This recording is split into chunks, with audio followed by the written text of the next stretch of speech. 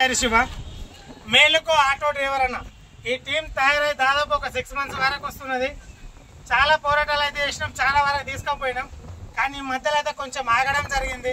చాలా మంది ఏమనుకుంటారంటే వీళ్ళ పని అయిపోయింది ఆపేసిట్లే అనుకుంటున్నారు. కానీ కొన్ని వార్నింగ్లు అవి వస్తున్నాయి. కొంచెం రికవరీ మెథడ్స్ రాసుకొని ఇప్పుడైతే మళ్ళీ ముందరికి రావడం జరిగింది. మేమైతే ఎవరిని దూషించడానికి రాలేదు, ఎవరిని ఇబ్బంది పెట్టడానికి రాలేదు. మా బతుకులు బాగుపరచుకోవడానికి వచ్చినాం. మేలుకో ఆటో డ్రైవర్ అన్న టీం నుంచి మేమందరం ఒక సంస్థ పైన ఏర్పాటు చేసుకొని మేము ఒక యూనియన్గా ఏర్పాటు చేసుకొని మా బతుకులు మేము మార్చుకోవడానికి వస్తున్నామన్నా. దయచేసి ఎవరు తప్పు పట్టుకోవద్దు. కానీ ఆటో డ్రైవర్ల బతుకులు చాలా మీరు అనుకున్నట్లు అయితే లేవన్నా, చాలా ఘోరంగా ఉన్నాయి. వీటిని అన్నింటినీ ఎదుర్కొని మేమైతే ముందుకు పోతున్నామన్నా. ఇంకా తోటి డ్రైవర్లు ఎవరైనా రావాలనుకుంటే రావచ్చు, కానీ దీంట్లో టైంపాస్ అసలే ఉండదు. గమనించండి.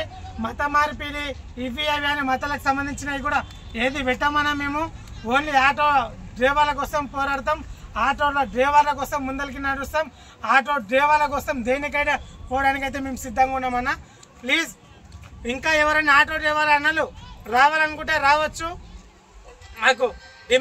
మాకు డిఎం చేయండి ఇన్స్టాగ్రామ్లో, నేనైతే రిప్లై ఇస్తాను. ఇంకోటి ఇన్స్టాగ్రామ్లో ఆటో డ్రైవర్లు చాలా మంది వీడియోలు చేస్తారు.